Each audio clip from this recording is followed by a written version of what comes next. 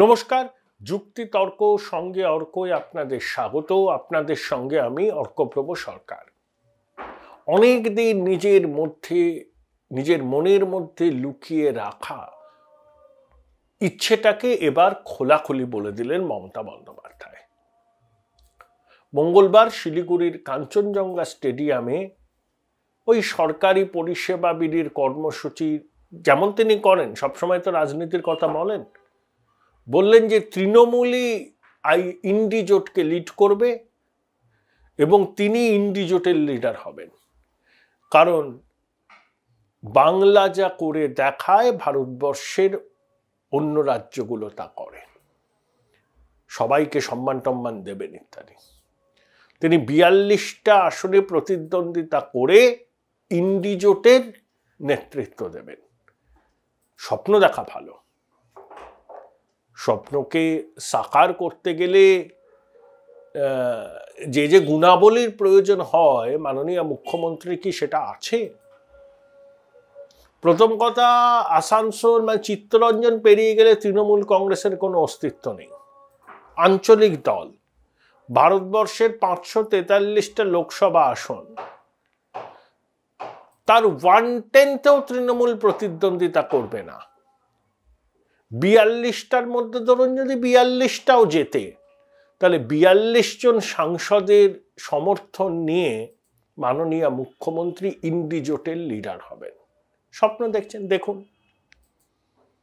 এগুলো সুখ স্বপ্ন, অনেকদিন মনের ভিতর ইচ্ছা ছিল, তো বেরিয়ে গেছে। তিনি ইন্ডি জোটের লিডার হবেন, খুব ভালো কথা। তৃণমূলের লোকজন হুক্কা হুয়া জুড়ে দিয়েছেন যে দিদি 7 বারের সাংসদ, 3 বারের মুখ্যমন্ত্রী, তার মতো অভিজ্ঞ কে আছে যিনি ইন্ডি জোটের নেতৃত্ব দিতে পারে? ঠিক, তিনি 7 বারের সাংসদ, 3 বারের মুখ্যমন্ত্রী। কিন্তু এ কথাও ঠিক যে প্রশাসক হিসাবে তিনি সবচেয়ে ইনএফিশিয়েন্ট অ্যাডমিনিস্ট্রেশনের নেতৃত্বে আছেন। স্বাধীনতা উত্তর পশ্চিমবঙ্গের সবথেকে বড় সংগঠিত আর্থিক অপরাধ হয়েছে এই ডিসপেন্সেশনে, 11তে তৃণমূল ক্ষমতায় আসার পর। কোথায় হয়নি বলুন তো? প্রাথমিক শিক্ষক, SLST, অশিক্ষক, শুনছি দমকল, তারপরে তো খাদ্য কেলেঙ্কারি আছেই, PPE kit, mid day meal, কত সব হরে করম বা দুর্নীতি।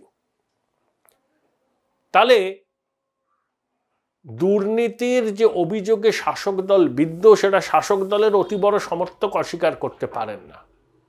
দুজন মন্ত্রী জেলে, একজন প্রভাবশালী যার মাথায় অক্সিজেন কম যায় তিনি জেলে, কয়েকজন বিধায়ক জেলে এবং শিক্ষা দপ্তরে অনেক প্রাক্তন কর্তা জেলে। আসানসোলে ওই রানীগঞ্জের প্রাক্তন বিধায়কের বাড়িতে আয়কর হানা হয়েছে,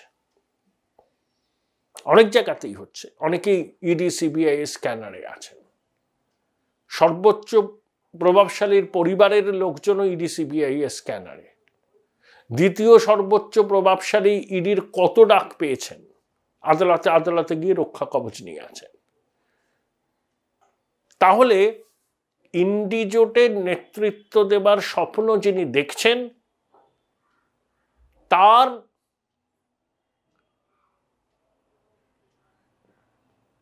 সরকারের সময় এতগুলো আর্থিক দুর্নীতি হয়েছে। তিনি খোয়াব দেখতে পারেন, বাস্তব হচ্ছে এটাই। খোয়াব দেখলেই কি সফল হয়? বাঙালি একজন প্রধানমন্ত্রী পাওয়ার সুযোগ তো হয়েছিল, জ্যোতিবাবু তো সবাই রিকোয়েস্ট করেছিল জ্যোতিবাবুকে, কিন্তু তার দল হতে দেয়নি। তারপরে জ্যোতিবাবু সেই হিস্টোরিক ব্লান্ডার MG আকবরকে দেওয়া সাক্ষাৎকার, ওগুলো আমরা সবাই জানি। প্রণববাবুকে কংগ্রেসের মা হতে দেননি, সেই জন্য প্রণববাবুর মেয়ে তার লেখা একটা বইতে অকপটে বলছেন যে তার বাবার দৃঢ় ধারণা ছিল যে কংগ্রেস সভানেত্রী সোনিয়া গান্ধী তাকে কোনো দিনই প্রধানমন্ত্রী করবেন না, কারণ তাহলে হয়তো ওই বায়বীয় হাইকমান্ডের যে দখলদারি কংগ্রেসের মধ্যে থাকে, সেই দখলদারি থাকতো না এবং প্রণববাবু ইন্ডিপেন্ডেন্টলি কাজ করলে 10 নম্বর জনপদের সঙ্গে তার বিরোধ বাড়ত। মনে আছে দানাপুরের বৃদ্ধকে কি অসম্মানজনকভাবে তাড়িয়েছিল কংগ্রেস সভাপতির পদ থেকে এই গান্ধী পরিবারের অনুগামীরা। প্রণববাবু হতে পারেননি, তার যোগ্যতা ছিল, তাকে রাষ্ট্রপতি করেছিলেন।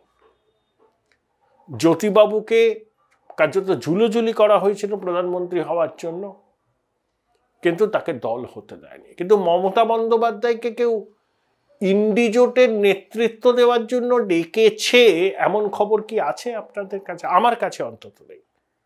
তিনি নিজে নিজেই বলছেন আমি ইন্ডিজোটের নেতৃত্ব দেব, বাংলায় পথ দেখাবে। কিভাবে পথ দেখাবে? বাংলা দেখাতো এক সময়, যখন শিল্পে আমরা প্রথম দিকে ছিলাম আর শিক্ষায় বাঙালির আধিপত্য, তার গ্রহণযোগ্যতা, তার মেধাকে কুর্নিশ করত ভারতবাসী। কিছুদিন আগে পর্যন্ত সেই শিক্ষার মেরুদণ্ডটা এরা ভেঙে দিয়েছে। মাছের বাজারে যেভাবে মাছের দরাদরি করি আমরা না, এখানে শিক্ষক অশিক্ষকদের চাকরি নিয়ে এইভাবে দরাদরি হয়েছে। 3 লাখ, 5 লাখ, 7 লাখ, কোথায় নয়, যেখানেই নিয়োগের স্কোপ হয়েছে সেখানেই এরা দুর্নীতি করেছে। পুরো নিয়োগ, শিক্ষক নিয়োগ, কত বলবো, বলবেন চর্বিত চর্বণ হয়ে যাচ্ছে। কিন্তু এরা বলতে হচ্ছে এই কারণেই, মাননীয় মুখ্যমন্ত্রী বলেছেন বাংলায় পথ দেখাবেন, ইন্ডিজোটের নেতৃত্ব দেবে। কিছুদিন আগে বললেন না 23শে নভেম্বর নেতাজি ইন্ডোরে, বিশ্বাস করি না বালু চোর, পার্থ চোর, কেষ্ট চোর। ইডি চার্জশিট ফাইল করেছে। 450 কোটি টাকার রেশন দুর্নীতি এখনো পর্যন্ত। বালুর ভুয়ো কোম্পানি, বাকিপুরের ভুয়ো কোম্পানি, তার মাধ্যমে কালো টাকা সাদা। যারা কৃষকই নন তাদেরকে কৃষক সাজিয়ে ভুয়ো অ্যাকাউন্ট খুলে সহায়ক মূল্যের টাকা গায়েব করেছে। বালু নিজে 36 কোটি টাকা লুট করেছে নিজে, তার মধ্যে 22 কোটি টাকা নগদ এবং সম্পত্তি বাবদ উদ্ধার হয়েছে, বাকি টাকার খোঁজ পাওয়া যাচ্ছে না। তাহলে বালুর স্ত্রী এবং কন্যার অ্যাকাউন্টে কোটি কোটি টাকা জমা হয়েছে। বালুর স্ত্রী এখনো বোধহয় উচ্চ মাধ্যমিক শিক্ষা পর্ষদের কি একটা আছেন, যার নামে এত অভিযোগ, তিনি এখনো কিভাবে সচিব নাকি হিসাবে থাকেন কি করে? কেন তাকে এই দায়িত্বশীল পদ থেকে অব্যাহতি দেওয়া হচ্ছে না? কোনো জবাব নেই। Join Indian Institute of Hotel Management now. Right choice, right decision. মাননীয়ার ইচ্ছে থাকবেন, কি এসে যায়? তার স্নেহধন্য বালুর মেয়ে আছে দায়িত্বে, এখন কিভাবে সরাই? নইলে কখনো বলতে পারেন বিশ্বাস করি না বালু চোর, পার্থ চোর, কেষ্ট চোর? মানুষ বিশ্বাস করে এরা চোর। আপনি যদি বিশ্বাস না করেন কি করা যাবে? মানুষের বিশ্বাস তো আপনার কথায়, আপনার দাবিতে পরিবর্তন হবে না, সে জমানা চলে গেছে। এখন ভয়ে তৃণমূলের কর্মী সমর্থকরা মাননীয় ছবির নিচে সততার মুক্তির প্রতিকার লেখে না। পার্থর বান্ধবী বাড়িতে 51 কোটি টাকা উদ্ধার হলো। ইডি চার্জশিটে দাঁড়িয়েছে 36 কোটি টাকা বালু বেনিফিশিয়ারি অ্যাজ অফ নাও। এবং 2023-এর সেপ্টেম্বর মাস পর্যন্ত দুর্নীতি চলেছে। 21 সালে বালু খাদ্য থেকে বনে যায়, কিন্তু একটা কর্পোরেশনের চেয়ারম্যান হিসাবে তাকে বসিয়েছিলেন মাননীয়। মানে খাদ্য দপ্তর হাত থেকে বেরিয়ে যাওয়ায় বালু খুব উদ্বিগ্ন হয়ে পড়েছিলেন। যেখানে যেখানে ধরতে হয়, ফুল বেলপাতা দিতে হয়, তিনি দিয়ে খাদ্য দপ্তর পাননি। একটা কর্পোরেশনের চেয়ারম্যান হয়ে খাদ্য দপ্তরের উপর তার যে প্রভাব ছিল সেই প্রভাবটা ধরে রাখার চেষ্টা করেছেন, সফল হয়েছেন, এবং বেলাকান দুর্নীতি হয়েছে। পশু খাদ্যে বালু আর মানুষের খাদ্যে, পশু খাদ্যে লালু আর মানুষের খাদ্যে বালু, অদ্ভুত কম্বিনেশন। এরা আবার ইন্ডিজোটের শরিক, ধর্মনিরপেক্ষতা, দুর্নীতির বিরুদ্ধে বড় বড় কথা বলে। এই তো ছবি। যারা আঞ্চলিক দল, যাদের সর্বভারতীয় তকমাটুকু ঘুচে গেছে, তারা এখন খোয়াব দেখছেন দিল্লিতে গিয়ে ছড়ি ঘোরাবেন। আসলে উদ্দেশ্য একটাই, একটা যদি হচপচ কিছু দিল্লিতে হয়, যদি সেখানে দর কষাকষি করে এই তদন্তগুলোকে বন্ধ করে দিতে পারি বা প্রক্রিয়াকে খুব মন্থর করে দিতে পারি, তাহলে অনেক প্রভাবশালী নিশ্চিন্তে ঘুমোতে পারবেন। এটা একমাত্র উদ্দেশ্য। কিন্তু মানুষ তো খুব সচেতন। মানুষ কি চাইবেন এই ধরনের কোয়ালিশন, যাদের না আছে নীতি, না আছে আদর্শ, না আছে কোনো ভিশন, কারুর দৃষ্টিভঙ্গি চিত্তরঞ্জনের ওপারে যায় না, কারুর বিহারের বাইরে যায় না, কারুর তামিলনাড়ুর বাইরে যায় না, সব পরিবারবাদী দল, অ্যাপিসমেন্ট তাদের অন্যতম রাজনৈতিক হাতিয়ার। মানুষ তো সচেতন, তারা জানেন কিভাবে দেশটা চলা উচিত। তারা তাদের গণতান্ত্রিক অধিকার প্রয়োগ করবেন বাস্তবে রুক্ষ মাটিতে দাঁড়িয়ে। কেসিআর তেলেঙ্গানায় হরে করম্বা জনমুখী কর্মসূচি নিয়েছিল। কেসিআরের প্রবল বিরোধীরাও এটা অস্বীকার করতে পারবেন না। আবার লাগাম ছাড়া দুর্নীতিও হয়েছে। তাই জনমোহিনী কর্মসূচি নিলাম তার মানে এই নয় আমি দুর্নীতি করার ছাড়পত্র পেলাম। পশ্চিমবঙ্গেও বহুবিধ সামাজিক কর্মসূচি নিয়েছে এই সরকার। যেমন আমি কন্যাশ্রী প্রকল্পটাকে সমর্থন করি, খুব ভালো প্রকল্প। আবার ওদিকে কেন্দ্রীয় সরকারের জনধন, ইপক মেকিং। মমতা বন্দ্যোপাধ্যায় দাবি করেন জন্ম থেকে মৃত্যু পর্যন্ত সরকার আছে মানুষের পাশে। এই দাবি যে একদম ভ্রান্ত আমি তা বলছি না। একটা বেনিফিশিয়ারি ক্লাস তৈরি হয়েছে, এটাও আমি অস্বীকার করছি না। কিন্তু তার মানে এই নয় যে আমি সামাজিক কর্মসূচি করছি আর আমার দলীয় সতীর্থরা র্যাম্প্যান্ট করাপশন করে গেল সে সম্পর্কে আমি নীরব। এটা হতে পারে না।